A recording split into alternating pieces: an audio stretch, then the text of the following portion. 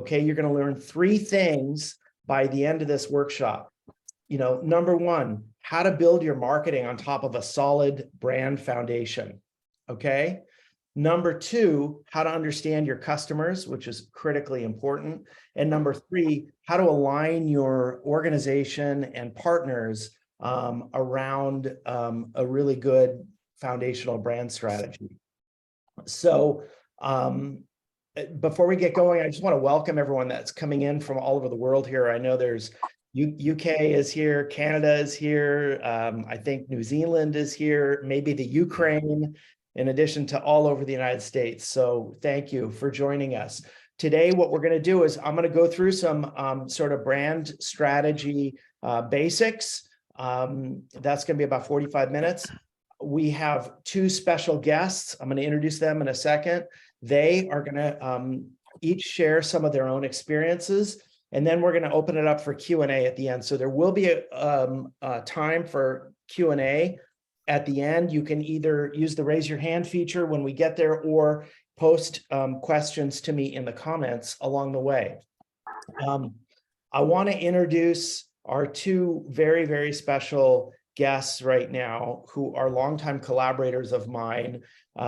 We have Neal Foard there, wave hi Neal, and we have Meirav Sakalowsky. Okay, both of whom I've worked with and collaborated with for about 20 years, each of them. They both started as my clients. They are now very close friends and frequent collaborators on all kinds of projects. So Neal has a long history as a creative director. We met when he was at Saatchi & Saatchi working on Toyota.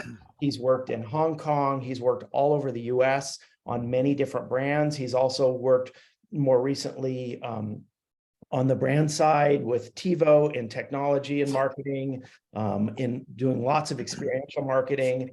And now he is more recently sort of a TikTok star, and he posts absolutely inspirational and fantastic videos to TikTok and LinkedIn. You may have seen them. I highly encourage you to follow him on either place and watch his content. It's super inspiring and awesome. Meirav met when she was my client, and she was at Nike as a brand manager of running and then women's fitness.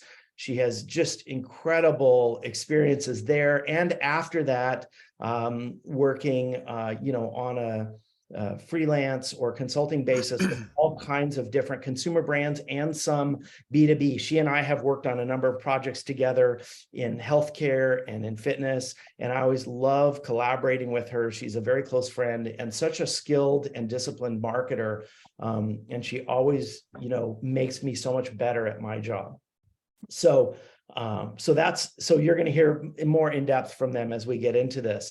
So just to get started, as we talk about brand strategy, I know for a lot of people, a brand is a little bit of a vague, amorphous term. They're not exactly sure, what a brand is. What do I mean when I say that? So here's what I mean when I talk about a brand. I mean, it's the sum total of like 100 different touch points. When Neal and I met, and back in the sort of the olden days of sort of pre-internet or the 90s, like pretty much advertising was the brand. Like as an ad agency, you were the architect of like 90% of what a brand did, which was television, print, outdoor, maybe radio. That was kind of it. It's transformed dramatically now. Every brand has dozens, if not hundreds, of touch points with consumers. And there are things that because of people sharing word of mouth with each other, or various digital touch points that have become so incredibly important, like Amazon reviews, probably more important than any kind of traditional advertising. And also the product has become so important, is probably the most powerful form of marketing. You look at Tesla has never done any traditional advertising ever of any kind, and it's 100% about their product and people talking about it, maybe PR around that. So that's how I define a brand. So it's Amazon reviews, it's how support answers the phone, it's your website, the content you create, it's all of that. And I would show as a recent example, Southwest Airlines, which I think had a pretty good brand position and just lost a lot of it because they had underinvested in foundational, technology under their platform. And you saw they had the whole meltdown around the holidays. I just saw this morning they lost $220 million financially in that, but I would say it's going to be far, far more over the long term, just in their brand position and customers who go elsewhere. So let's just talk about, as you think about a brand, I want to talk about why it's important. And I think like when it really gets down to it, one of the first things I'll ask a new client is I say, hey, I'm just curious, why should I buy your product? And you would be amazed how many brands don't really have an answer for that. I was a couple years ago in conversation with a global apparel brand, and I asked that question, and the head of marketing talked in circles for 15 minutes and couldn't actually answer it in a space where they had hundreds of competitors. And that's not the head of marketing's fault. That's really the CEO and the leadership of the organization not driving a brand strategy and a reason for that brand through the organization. And so I think about the brand as a 4-step process. And so I just sketched out for you how I think of, kind of the brand process. And so I go from bottom to top here. You got to have a mission and purpose first, okay? Then you get to strategy, okay? So your mission is like your reason for being. That would be Patagonia. We're in business to save the planet, okay? Then you got a strategy, how you're going to execute your marketing. Maybe it's like we're going to, I don't know, focus on creating helpful content and video and whatever else. Then you have the tactical execution plan. This is like your content calendar, getting very granular, given your budget and your resources, what you can actually accomplish. And then at the very top of the pyramid, you have the execution. And that is really critical. It's just so important that when you execute assets that align with your brand, they have to be done well. And I think all of us could relate to like a business can have everything right, the strategy, the tactical execution plan, and then hire a crappy photographer or an unskilled website designer or not spend the money on a good copywriter, and the whole thing kind of falls apart. So it's important to execute well from the bottom all the way up to the top. And I know, like, when I have worked with Meirav, which I have a lot, she'll always say, hold on, you guys, you're trying to build the kitchen here with like some video content and you haven't built the foundation to the house. Am I right, Meirav? It happens all the time. And I know, hi, everyone. First, thanks so much, Peter, for having us here together. I think a lot of times people think, oh, well, maybe this is like unique to a new company, a new brand. But, as Peter mentioned, my background is I've worked at Nike and with several other publicly traded brands.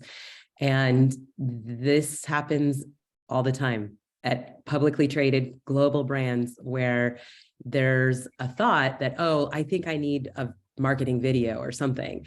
And there's really, like the example Peter gave about this global apparel brand, I had worked with Peter on this project. And you would think that like a brand that's bringing in $1 billion of revenue, if they're going to be launching something, they would have spent a little bit of time thinking about, well, why should a consumer purchase your product? And so I share this with you because I know that there's a lot of people on this call or this meeting who are, brand new companies that, are publicly traded. And I just want everyone to know that we're all in this together and that this is not unique to one end of the spectrum. This is unique. This is happening all the time. Yeah.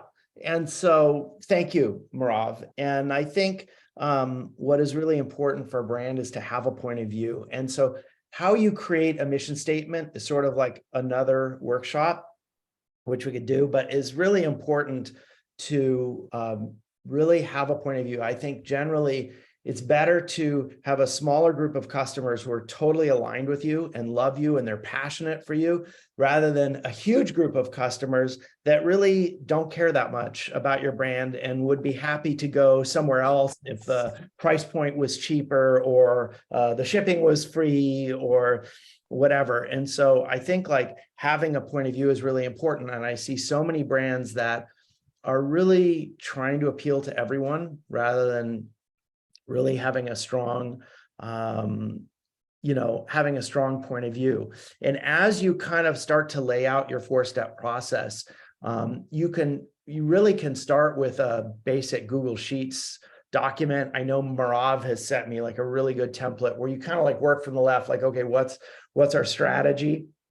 What's our mission? And then like get, kind of more and more granular and just like, here are the channels we're going to use. And here's the timeline. Like every week, we're going to post this on the blog. We're going to, do this on the website. You can really kind of lay it out very black and white on a spreadsheet. And I highly recommend getting granular that way. That took me a long time to learn coming from, I was a film, TV commercial production person, and I didn't really understand how to lay things out. It just makes your job so much easier when you just kind of chart it out. Hey, Well, and Peter, it can also helps, sorry, Neil, one thing on that Yeah, note.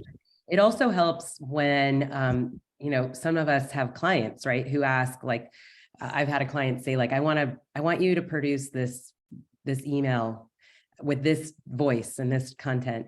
And when you have this mapped out the way that Peter just described, it helps you answer the question, is this really necessary?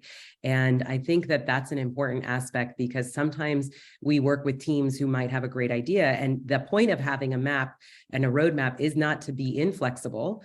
It's to have a point of view, but it is also to sort of vet whether that point of view sticks with the mission and the plan that we've already designed. I really am encouraging of brands who have a plan and then maybe pivot a little bit based on A/B testing or sort of some optimization. But it's always really, really important to look at that overall roadmap and say, does this line up with what we just talked about? Because oftentimes the biggest, I think one of the biggest challenges is when we get in a room with a bunch of creative people who want to throw everything on the wall and see kind of what sticks. It's that we're doing like the work that Peter just showed on that diagram of the pyramid. And then when we get into it, we forget all that work. And the mapping of it out helps us stay true to the work that we did, the foundation. Sorry, Neil, you were going to add something. Well, and I want to feather onto what you were just saying as well. I think that it used to be that when you advertised, for example, on television, you earned a kind of celebrity status. And that's simply not true anymore. Brands are so much more accessible than they used to be. And instead of the all-powerful Wizard of Oz, they're vulnerable, much more like the man behind the curtain. And they exist in a village. And people now interpret brands as people. And there's this, when Dale Carnegie and Marcus Aurelius agree on something, it's worth noting. And both of them will have quoted, life gets so much easier when people like you. And above all else, if you're going to make people like you or try to help them like you, you have to answer this question. This goes right to Peter's foundation, concrete under the kitchen is, are you going to leave things better than you found them? Is your presence here really going to add to the commons, or is it simply you're here to make money and victimize people by turning them into sheep? We live in a world of choices. And when people like you, they prefer you. Now, generally speaking, I don't know if you guys all experience this, but I'll wake up in the morning and go on LinkedIn, and I've got half a dozen invitations to connect. And I'll agree to all of them. But about 30% of the time, that is followed immediately by a message that has a very false affect, where they're trying to appear personalized to me, but it really doesn't take a genius to decipher the fact that it's a mass mailing generated by a bot. And it's just revolting on so many levels to have this kind of, that they're using the connection in order to turn me into a consumer. And that kind of promiscuous connector, that underlying that their most foundational values have nothing to do with improving the commons. It has everything to do with self-interest and viewing other people not as human beings, but as targets. And that's why when Meirav was saying moments ago that creative people will often go into a room and they'll throw anything up to see if it sticks, as opposed to observing values that they will never violate. The really, really important brands are the ones that have things they will do, but things they will never do. And I think that's really, helps you make decisions so much easier if you decide, how is it exactly we're going to leave things better than we found them? That's great. Thanks, Neal. Thank you very much. And, that's a good transition into our next session, the next section, which is how to understand your customer. And this is another thing that is just so important. And, I'm amazed by how many projects I work on and clients I work for who have never done any customer research and they think they know their customer, but they really don't. And you don't understand your customer until you get out and talk to them. So I'm going to talk about there are two, generally speaking, kinds of customer research. One is called quantitative. That's where hey, let's send out 1,000 SurveyMonkey interviews, which is good for a certain kind of very surface level research. I'm going to talk more about qualitative, which is no, let's go just interview for 30 to 45 minutes each, 24 of your customers and get really deep insights. And what we're going to do is we're going to talk to people who should be customers that aren't and ask them, why aren't they a customer of yours? And so I find this process to be every brand should be doing it regularly. And this is not a one and done thing, as Meirav has been talking about, brands evolve, whether it's a huge brand like Nike or a brand new startup.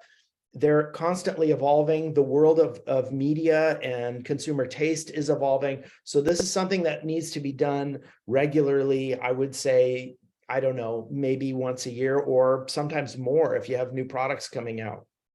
And I've yet to go through a customer research process and not had insights that I didn't anticipate. You kind of go into it with a set of assumptions about what you might learn, and then you always learn something different. I was working, with one brand a couple years ago that we were looking for partners for their events.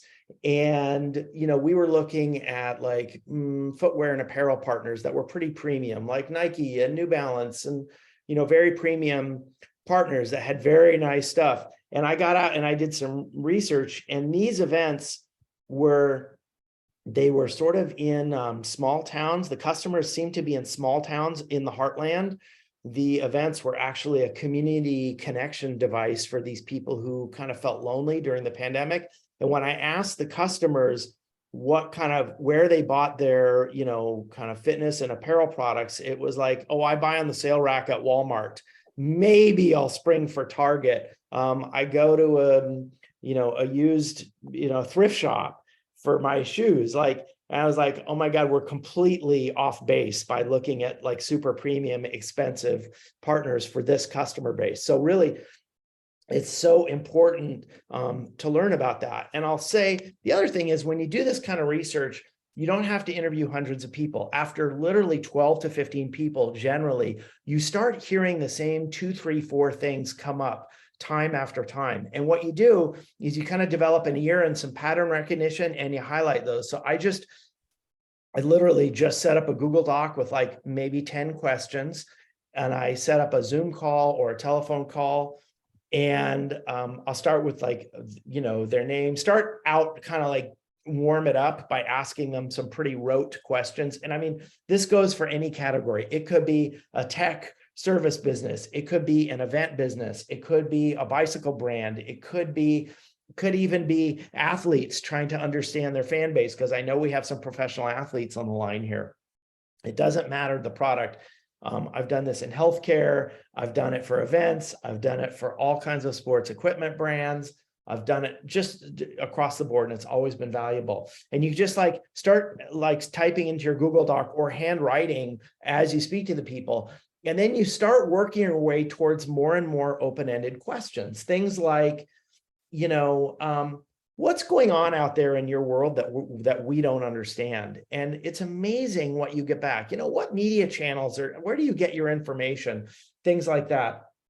And are there any pain points in your journey related to this product that nobody is solving yet? Why don't you use this product? I know you're not a customer. How come? Oh, you've not heard of them, or you don't like their product, whatever. Learn that. Sometimes it is helpful to get somebody from outside the organization to do the interviews, because if it's a small organization and the customers are familiar with the organization, they might refrain from being overly critical, and you want them to be super open about their experience with this. And I'll share with you guys some experiences I've had that are relevant to this group. Like, for instance, I was working with Canyon bikes sort of in, 4 or 5 years ago, leading into the SBT gravel event, which they were sponsoring at the time. I think there are people from Canyon and SBT here. And one of the things I did is I interviewed a bunch of people at SBT Gravel, including, and this is in 2019, the first year of the event. By the way, it's an incredible gravel race. Just a fantastic race. I can recommend it to anyone. But I interviewed a Black gravel cyclist from Minneapolis. And his key point to me was, Peter, I go to gravel races and I'm the only Black cyclist there out of 500 or 1,000 people. Why is that? And that led me to a discussion with the founders of SBT talking about that, to similar discussions with Canyon. And there's been so much beautiful growth that led from that one interview with my friend Taco Harris from Minneapolis, which was like, I think SBT Gravel has completely embraced the idea of diversity with their event, which has made it better for everyone. And I absolutely give them a high five for that. Canyon as well has really embraced diversity with their sponsored athletes and programs. And so that was like that one question kind of allowed me to unlock that door and start conversations with important people. And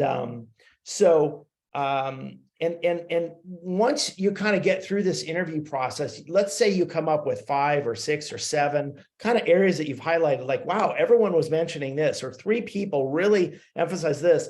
You get a kind of a set of like maybe half a dozen pain points that you can solve, and you can kind of start your marketing as you move up to your strategy and your tactical execution with like, why don't we just solve these pain points? Like, you can't argue with customer insights like this. It's sort of like empirical scientific data. Like, it's not like me going, hey, I think you guys should create some videos. Well, based on what? Well, that would be just me as a marketer, my opinion. But if I've done the research and I've talked to customers who are continuously saying, consistently saying, how come you don't provide instructional video about your product that we can use, for instance? So I think you can use like a set of pain points, and just solving pain points and creating communication around those pain points is a really great place to start, because you're serving your customers, you're creating content often around that can be used in many different ways and many different channels. And then you learn from that and you can keep going. Peter, can I interrupt? Sorry, can I share? Please do. Yes. Can I just share another example of what you just talked about? So when I worked at Nike, one of the projects that I worked on was at the time the category. So all the different categories. There's basketball, you probably all know, running, et cetera, et cetera. I worked on a category called women's fitness, which in case you don't know, as a sport, that is not a sport. And the business wasn't doing well, right? Despite Nike being the #1 global sports brand, right? And my team was tasked with trying to figure out how to improve the brand, how to improve sales and product revenues. And so we started talking to consumers, and primarily we spoke to consumers who were, they were not our consumers, right? We wanted to talk to girls and teens and women and ask them, why are you not wearing our products? And one of the most interesting insights that came out of that work was that they shared with us that like women's fitness fitness by design is not about winning. And as you guys know, Nike's like DNA, if you can think about all of the ads and everything that Nike stands for, is about winning, right? There is no finish line, but you really want to win.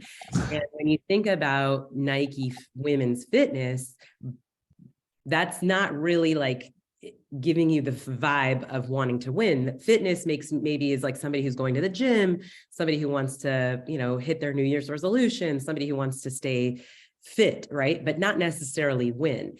And so through that work, what we decided to do was, number one, we changed the category name and we called it training, which this is just to show you how such a super minor type of shift from fitness to training really can make a huge impact. And so the reason why we called it training was because now if you were a basketball player, a soccer player, a runner, a baseball player, softball player, whatever, tennis, whatever sport you played, everybody who plays a sport knows that there is training involved, and that training is really what helps you win. And so what we did in this exercise was we took the consumer's insights and we aligned them with our brand DNA, and we started to change the way that we went to market. So not only in our marketing did we change like literally the vocabulary from fitness to training, but we then actually changed the product as well. So now instead of, for example, selling women's fitness product that was made out of like the shoelaces were literally satin, okay, to make it feel like it was like feminine. We nixed all of that and we really reduced the product line and sort of said, okay, what are the basics that you need to train? And one other thing we really did was we looked at what men's training, which at the time was called men's fitness, but we applied the same learning to men. And we said, okay, well, what do you need when you train that you don't need for your actual sport? And that is how we went to market with the product line. And then actually, this is one of the times, this is when I had hired Peter, with your video content, with your every sort of touch point that you have with your consumer. This particular, even how you merchandise in store at the time, like, mobile shopping wasn't as prominent. And so people really would go into a retail sporting good environment, and we had to create a training space.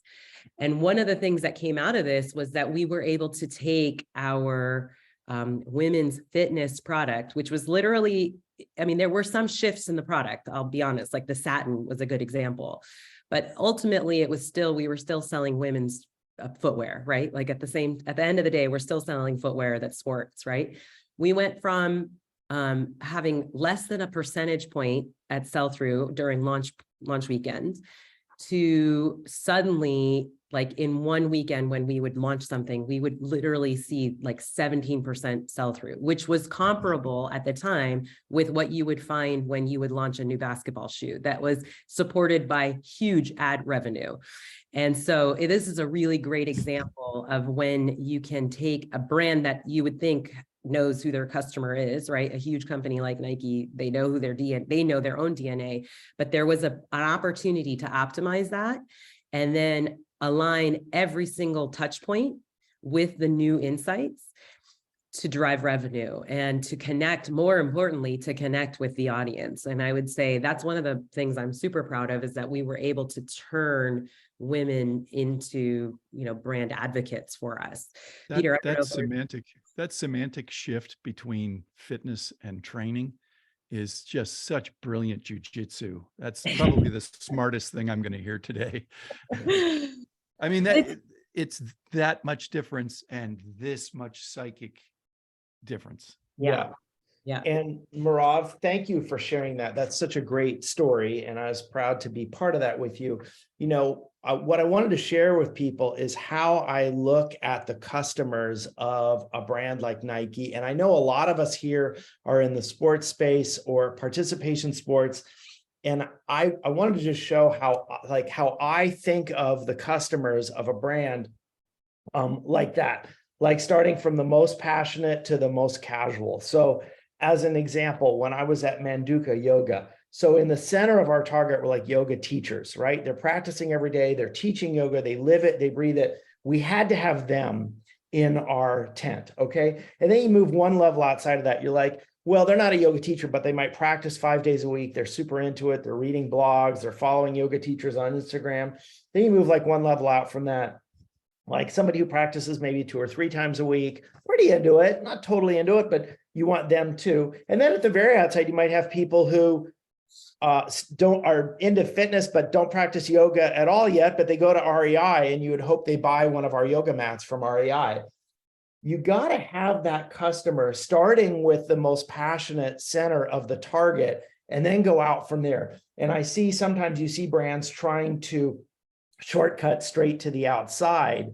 And generally that doesn't work. That's generally a recipe for disaster. And so I'll give you an example. Like I've worked for the last 6 or 7 years with Hoka NEZ Elite. I'm on the board. It's one of the world's largest professional running teams.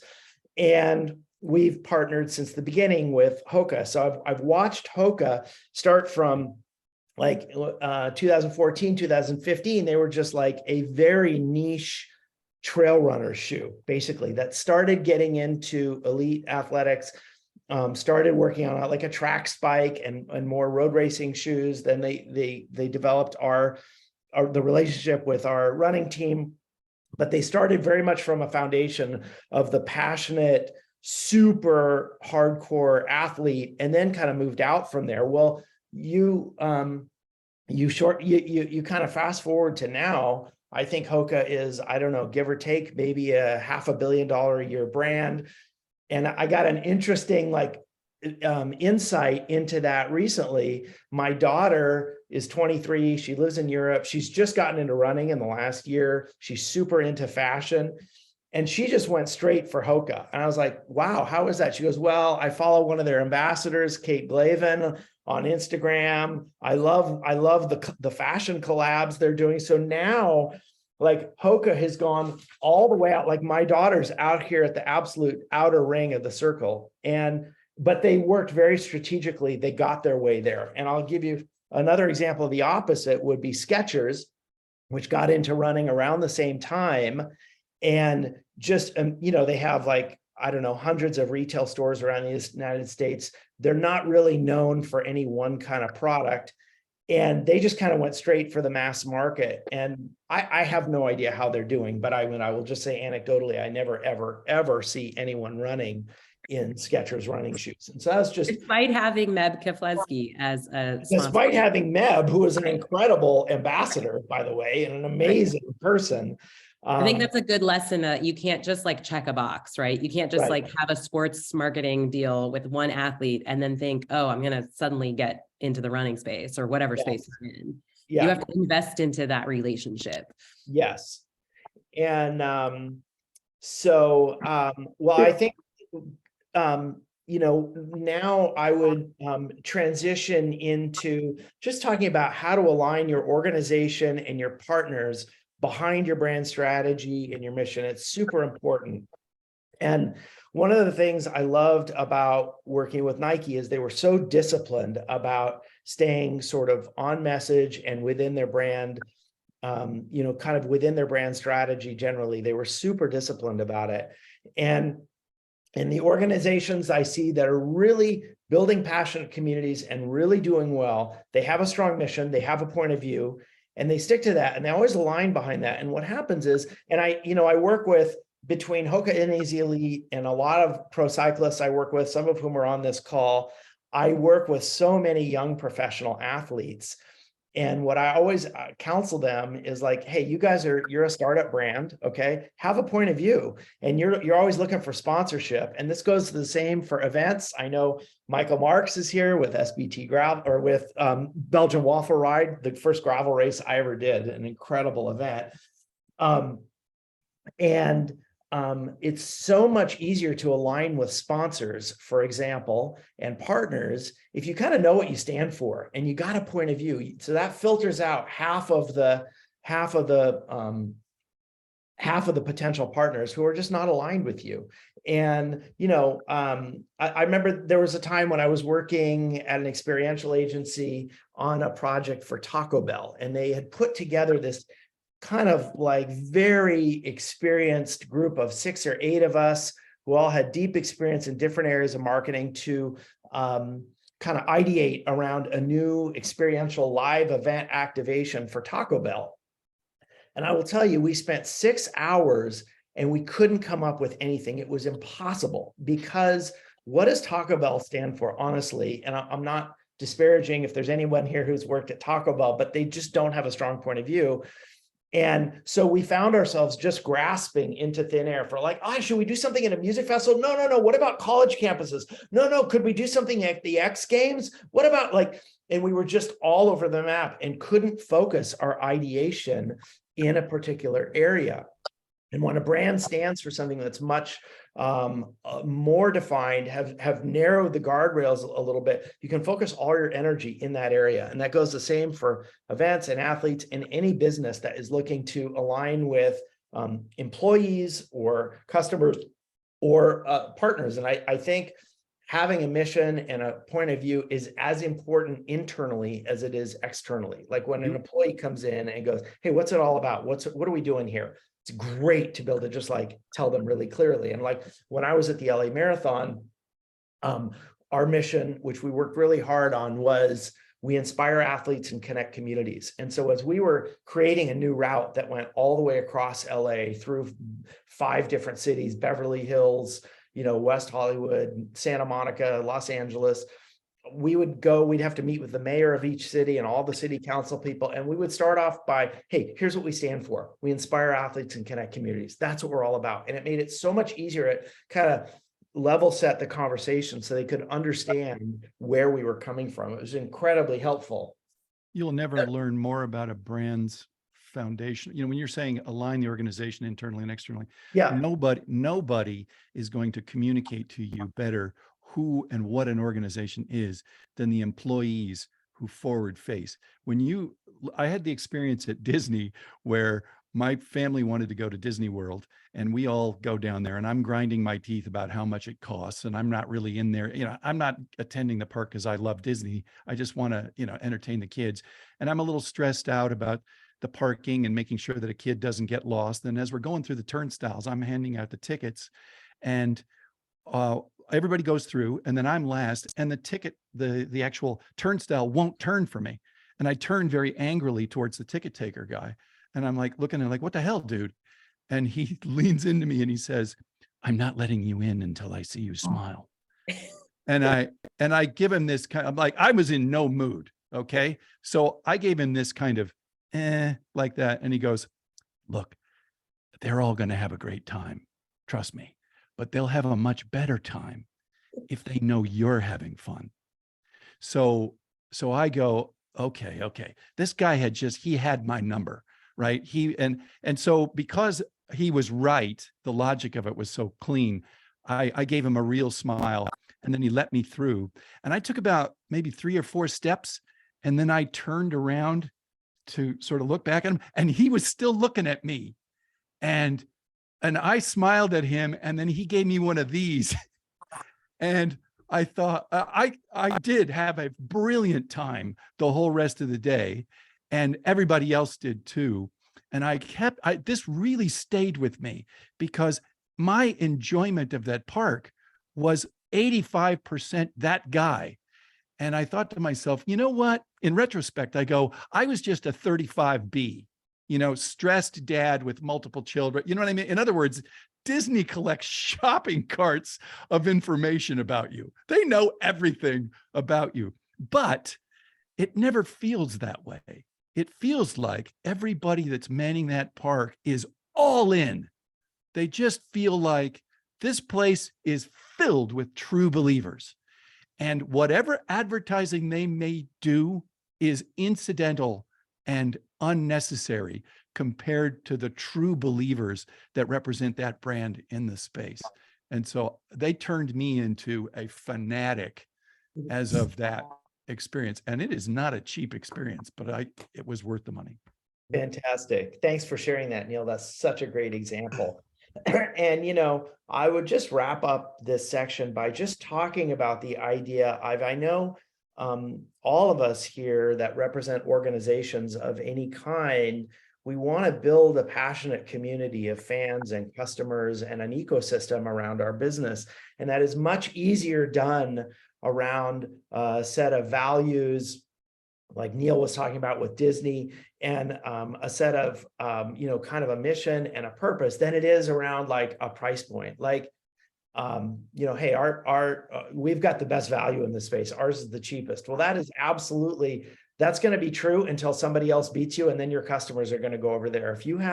If they're connected to you at a much deeper level, your customers, they're not necessarily going to bolt for the next, slightly cheaper product or, different service. So I just cannot recommend highly enough building a community around your values. I mean, it's just incredibly important. It's also work. You have to maintain it. You have to, hire staff to manage this kind of thing. You have to devote resources to it, but it does pay off in the long run for sure. Even if building a community around a set of values is hard to measure the ROI on that in the short term. In the long term, you can, and it's kind of like profit in a way. It's hard to understand profit in the short term. Profit is an outcome that is, that reflects doing a great job across many areas of your business. Well, So and we have some athletes here. It's a little bit like training, right? yeah. Every day you train, right? And it, even when the weather's bad, right? But you can't just like skip a bunch of days of training and then show up to the race and think that you're going to still have the right time that you expected to have. A great And I think analogy. I have a client who I worked with, and I'll give you just one example of how you're talking about aligning all of the different touch points. It's a small business, and she didn't have enough resources to dedicate a social media manager, but she really wanted to be on social media, and she did a pretty good job. The company did a pretty good job at acquiring followers. What they didn't do a good job at was posting content regularly. And the company just decided that they were going to only post. And actually, this is one particular example that I'm sharing, but Peter and I worked on another project with another client who was similar in their email communication. So if you're going to have values, right, and you're going to have limited resources, whether it's HR or dollars, we really need to think about how do you leverage and pull those different channels so that they align with your values. You're not going to want to send an email or post social media only when you need something, because it doesn't work, right? Like the consumer sees through it. And I think it's really important to think about your marketing channels just like you would as training or as profit, the way that Peter was referring to it, is that you have to invest every day, even if it's a little, right? Even if it's like a one shorter workout one day is better than zero and then hoping to have something pay out at the end during race day. Because this one particular client that I shared with you from social media was shocked that, like, the company would post a little bit here and there, dabble, but then when it was time for them to sell and they wanted to use social media as an opportunity to sell, the posts would get very little traction. Nobody would like them, no shares.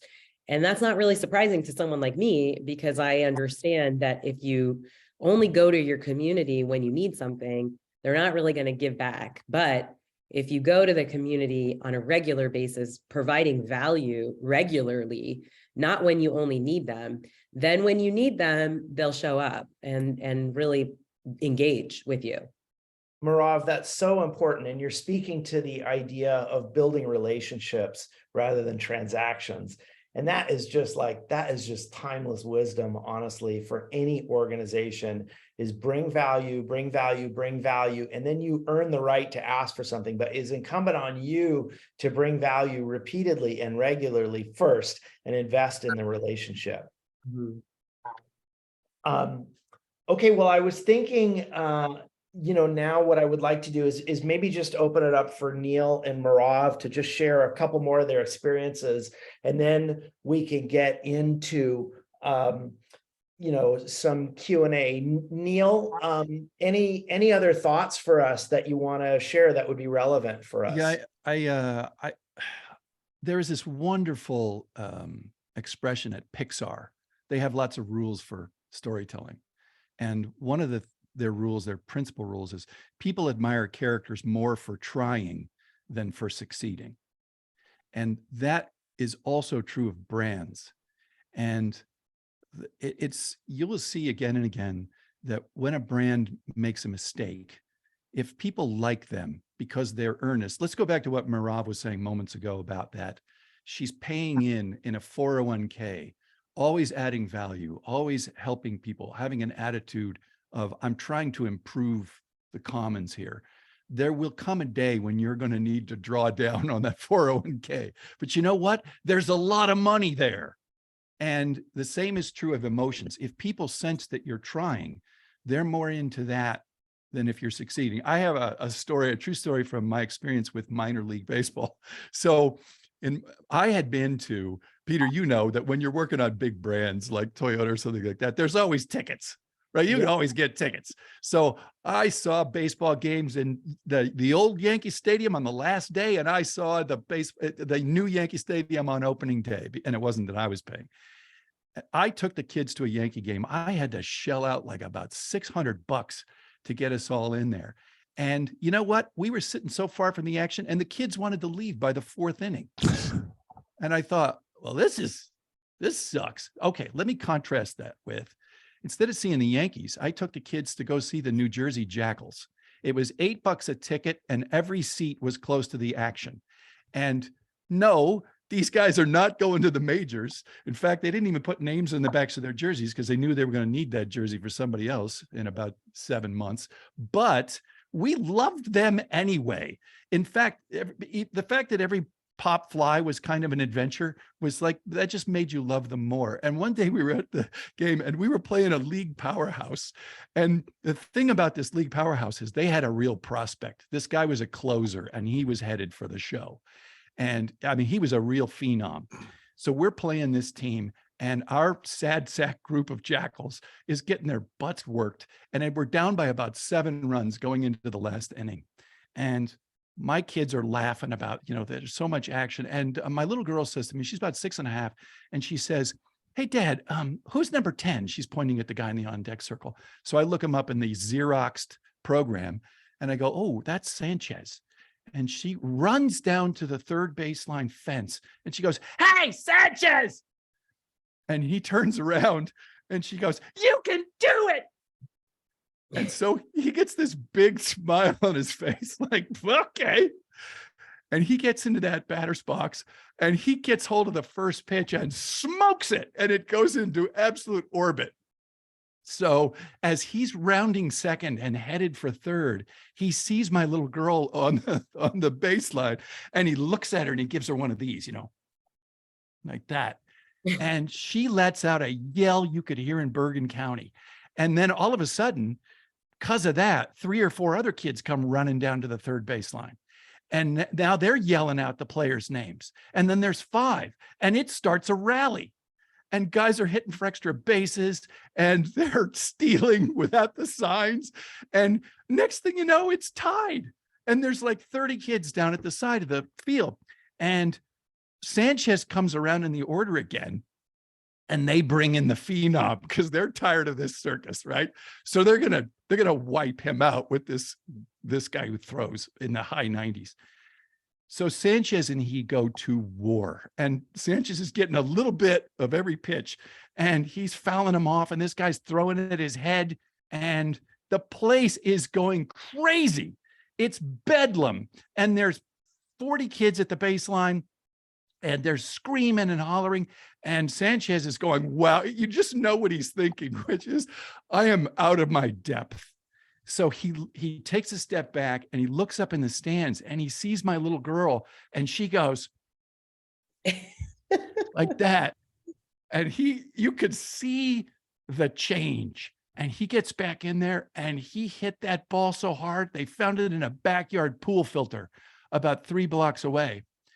And before he can round third, the entire field has been mobbed by the kids, and they're handing out hot dogs, and they took a team photo with the kids in it on the field, and they're high-fiving the players. And I was down there to make sure that my kid didn't wind up on the team bus. And the manager says to me, this is probably the only time for most of these guys they will ever be asked for an autograph. And I have been, as I said, to some of the world's best stadiums, and I have seen games played by the best players money can buy, but there is just nothing there for me if 5 or 6 kids yelling from a third baseline just don't make any difference. And every brand has to make you feel like you're part of this. And to do that, your own people have to want people to be involved. They actually have to crave that somebody loves this as much as they do. To me, that's the most foundational element of anything, of making them love you, is they admire you for trying as much for succeeding. That's fantastic, Neal. Thank you so much for sharing that. That's so relevant in so many ways. And I feel like that could be your next TikTok video, actually. It is a TikTok video. I love it. I really love it. I think I saw through the chat, there were a few people who had to jump off, but they wanted to talk about Q&A. And I think that it's a good segue to really, if Peter, if it's okay. Yeah. I think the story that Neal just shared is a really great real life example of how you take your values and you apply it to your consumer experience, right?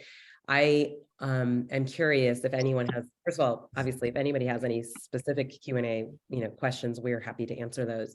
But I wonder if anyone has been in a situation where their organization, maybe they're, they want to bring these strategies and methodologies to their organization, but the organization is not on board, and like how they've maybe tackled those things, because I do think that that is something that is challenging.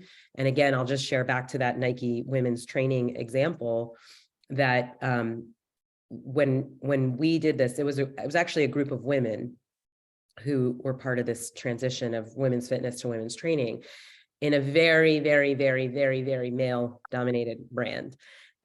There were at the time very few women who were working on the business.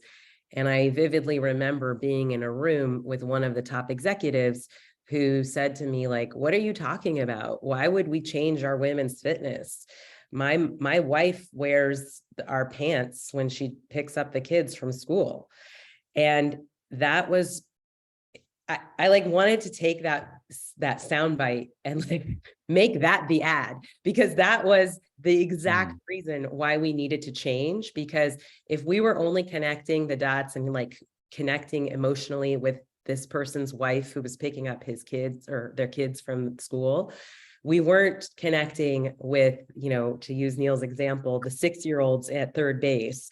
And really the brand succeeds when you're connecting with the right audience. And so, internally we had to manage expectations and shift and align internally with folks who felt that we were doing a good job, even though the numbers were showing that we were not doing a good job, right? Like the numbers don't lie. We were not selling through. Even if we sold to every mom picking up their kids from school, we still didn't sell enough of what we were trying to sell to connect with the people who we wanted to connect with.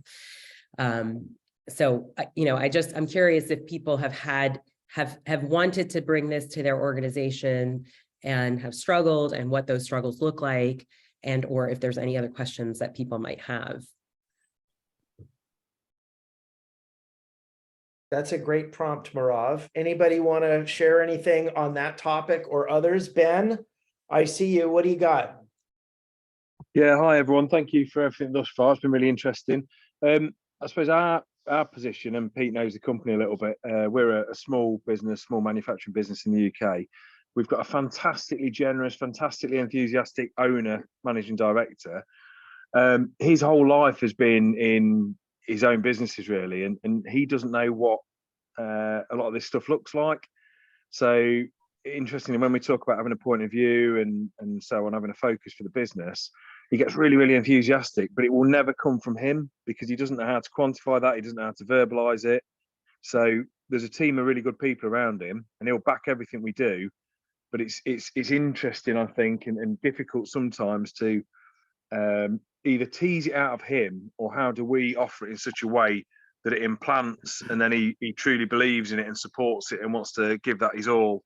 And I don't know how often you guys have come across that. I guess it typically does revolve around smaller businesses, but it's an interesting challenge, I think. It's sort of pushing that message upwards before it comes back downward, instead of it always coming from the top and from the leadership of the business. Yeah, I mean, thank you, Ben, for sharing. I think Peter and I actually recently worked on a project like that in the last few years, where there was some disconnect with what the top wanted, what the folks on the bottom wanted, and to be honest, what the consumers wanted. And we were hired by the client to, deliver X. And we felt really strongly that in order to deliver X in a way that was meaningful, and by the way, X was a marketing plan, right? They wanted us to do a marketing plan, which whatever that meant. And when we started asking questions and said, okay, well, what's your mission? What's your vision? What's this? What's that? Why is somebody buying your product? And we went through our process. It didn't matter what level the organization was. No one knew the answers. And so when we realized that nobody, including the person at the very top and everyone in the middle and at the bottom, didn't know, we suggested that even though we were hired to quote unquote put together a marketing plan, we didn't get paid to do it, right? Like we just said, look, if we're going to have, this is our name on it, we have to do it right. And so that's when we ended up going through the process of getting consumer insights, and we ended up sharing what we learned with the client. And there was a lot of going back and forth, but eventually, Peter, wouldn't you agree that I think it was really important for us to stay disciplined and true to our values? And because sure, Peter and I can write a marketing plan probably in our sleep, but would it be successful? And that's the question. I can't guarantee, some standard marketing plan would be successful without me doing the due diligence and the work that required, to come up with a unique point of view and a unique marketing plan, even when the client didn't want it, even when the client didn't know that they needed it, which is, I think, the biggest challenge. Peter, I think you know which client I'm referring to. Yeah. It's, Ben, and this is Ben Swain from Atlas Composites in Nottingham. Ben, it's great to see you here. There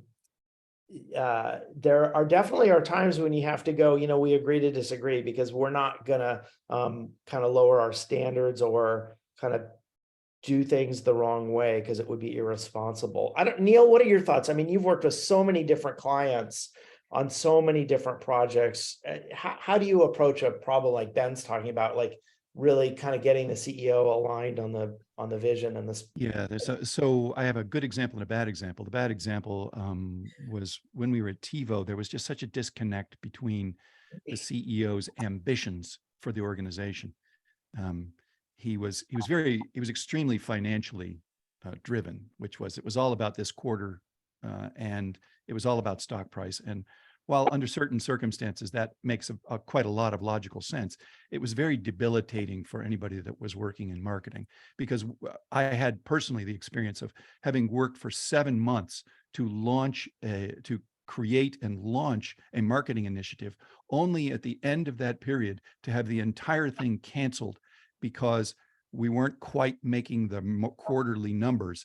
And so he pulled us off of the balance sheet so that he would make his quarterly numbers and then get his bonus. And imagine the feeling in the building when you realize that 7 months of effort, you might as well have just spent it with your shoes off in the park. That was how much value you added. So there was just this giant disconnect. Now, in the case of, I gather from Ben's comment, you've got this very valuable figure of somebody who really likes to be in a support position and wants people to succeed and will empower them to do so. when I was working at Zarnowski, which is the events company, the head guy, Mr. Nagel, he was not great on camera and he wasn't particularly articulate, but that son of a gun knew how to have good labor relations. He was great with the people doing the work. Fantastic. He was 40 years of experience, knew every regulation, and he loved guys that built stuff. So when you've got somebody like that, your job is to go, well, he's going to be like that owner of an NFL team that will give you whatever you need to win the Super Bowl. So no, he's not the quarterback, and no, he's not the coach, but our job is to say, well, let's bring him triumph. And you got to make sure that it agrees with whatever they love most in the world. It's just that you color it in. But we loved the idea that he was so Mr. Labor.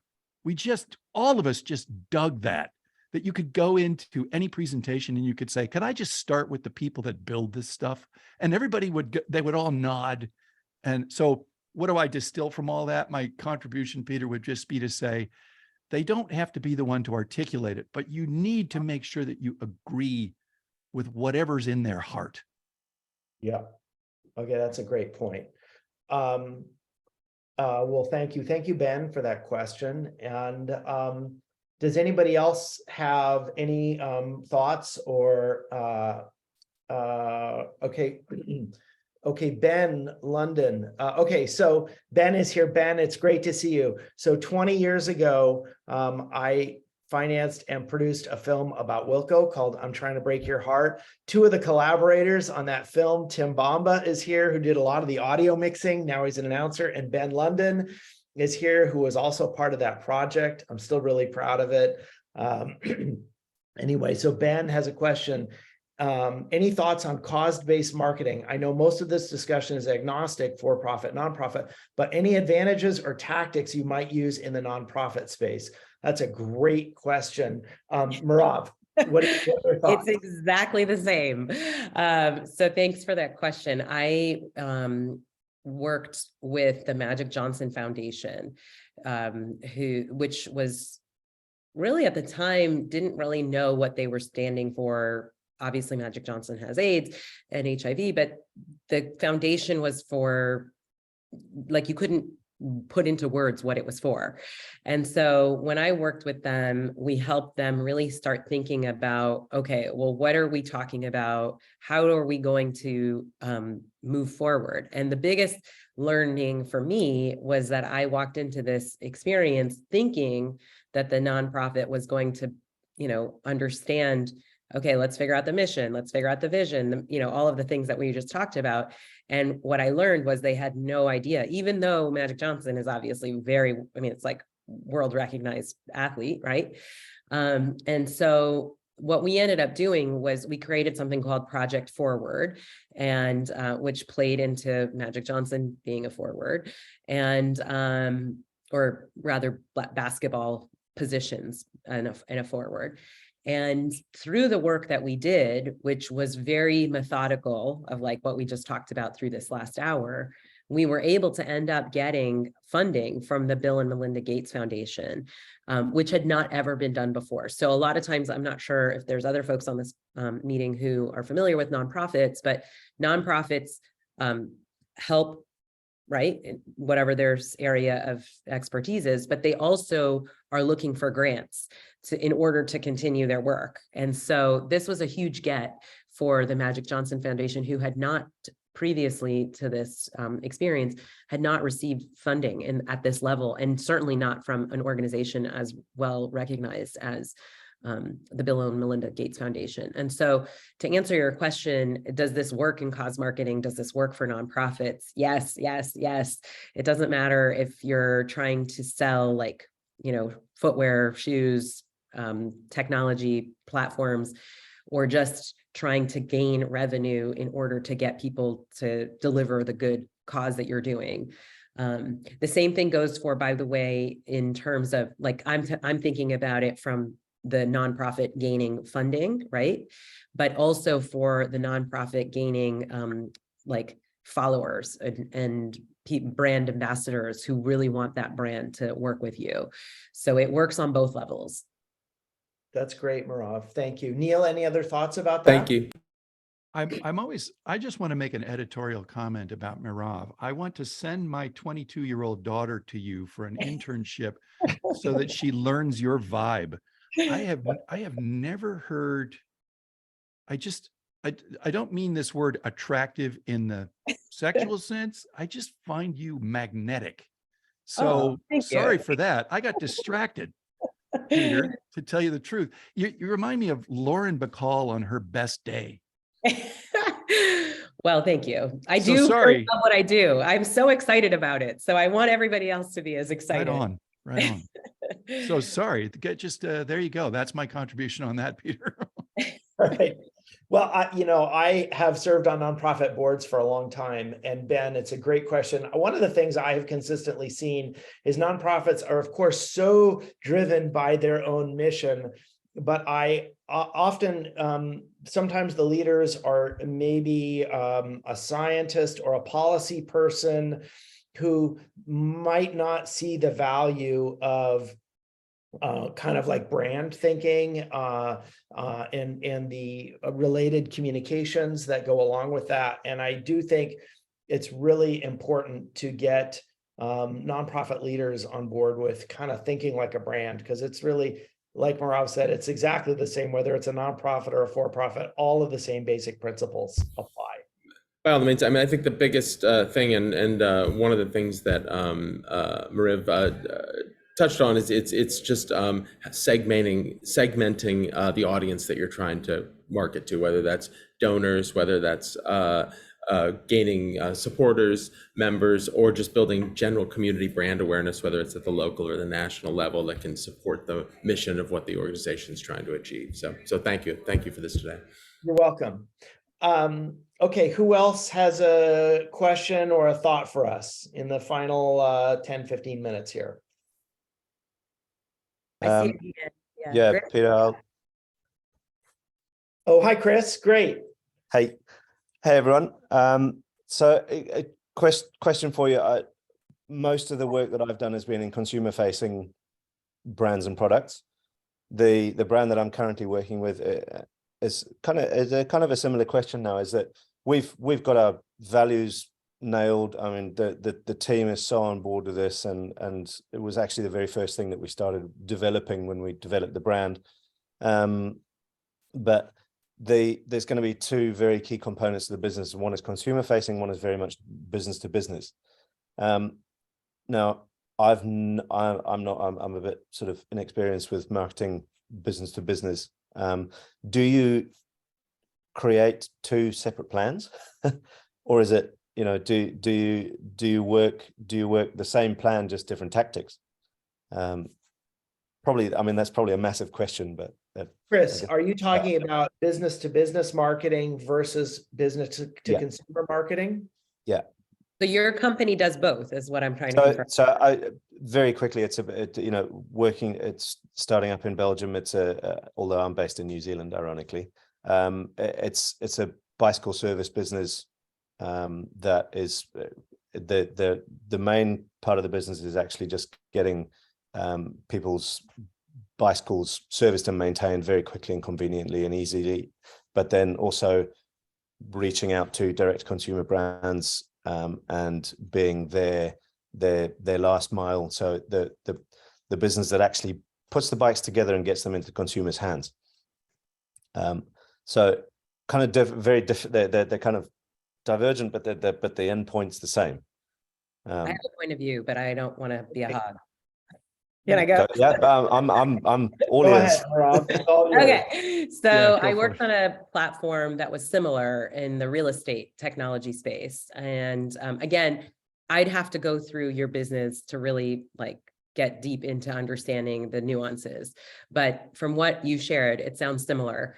And so the experience that I had was with a platform that was trying to change in the United States, the way that you buy and sell real estate is pretty much monopoly through the MLS. So you have to have a real estate agent to represent the seller. And then a buyer can only buy really using a real estate agent. And this company wanted to change that platform, but in that it wanted to kind of like, if you think about Uber, right? You used to have a taxi, and that was the only way that you'd be able to get transportation, like through vehicles or automotive.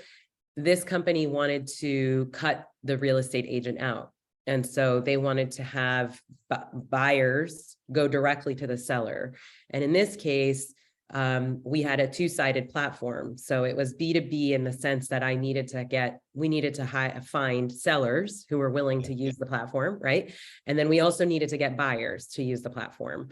And so even though the audiences were very different, the marketing is still the same. The tone, the voice, the expression, the touch points, everything that you do. And the reason for it, I'll tell you, is even when you're a really big brand, revenue in dollars, demand creation dollars, especially for marketing, is limited, right? Like, and I actually, this is one of my favorite things. Early in my career, when I was at Nike, one of my colleagues used to always say, like, what would you do for this marketing campaign if you only had $1 to spend? And I think Peter mentioned that when we worked at Nike, what he loved about it was that we were so disciplined. That mentality is how I've always done my business that way. And so even if you are a big brand, you have to think about your brand as only having $1 to spend. And when you're a smaller brand, you certainly only have $1 to spend for a lot of reasons. But one reason that I think people sometimes forget, right? They think, oh, well, I'm a small company. I only have, $100 or $1 or whatever to spend. But no, the real reason why to only spend $1 is because you want every single touch point to align, right? And so, because at the same time, as you go to B2B, the B2B audience may one day turn into a B2C audience and vice versa. And so if you go to market with a singular voice, you end up exponentially growing that dollar in a way that you wouldn't be able to do otherwise if you split that voice. And I'll give another example of like a big brand like Nike, a global sports brand, right? And I use that example from women's fitness. It didn't matter that I was trying to sell women's fitness. I was still selling Nike. And so even when you talk about, I know your question is B2C and B2B, but for those who work at brands where there's sub brands within the overall brand, you want to still align your voice and your dollars all against the same point of view, because if you start fragmenting it, you start losing customers. And in this case, women's fitness didn't align with that DNA of Nike winning. And so there was a loss. And so I think, I hope that helps answer your question. Yes, that's great. That you don't have a lot of background in marketing. I wouldn't underestimate yourself. You have, I don't know you, but you I'm sure have a lot of experience. And I think that a lot of times people come into it thinking like, oh, marketing, I don't know anything about it. I'm scared about it. This presentation, what Peter shared with you, if you apply those principles, you'll be off to a great start. And Neal, I know you have a lot of experience on this kind of thing, like TiVo for sure, and probably other places. Do you have any thoughts on B2B versus B2C and how to align those? I want to buttress something that Meirav had just mentioned about the fact that if you do not make them a similar effort, it fragments people's impression about what you are. Even when somebody is a B2B customer, they're still a human being. I think this is maybe the most common forgetfulness that any brand has, is that there are human beings on the other side of a business, and they're subject to the same prejudices and desires and fears. It's funny, my own sister, Lily, she was a hellion until she wound up meeting her future husband. And then she turned into her real self. And when you meet somebody in a business context, one should never forget that it's a human being behind there. And so anything that they get from a B2C standpoint ought to be so congruent with B2B that they find themselves subject to the same subconscious attractions. That's great. Thank you. Yeah, that's great. Thank you, guys. I appreciate that. All right. Good luck New with Zealand. your marketing.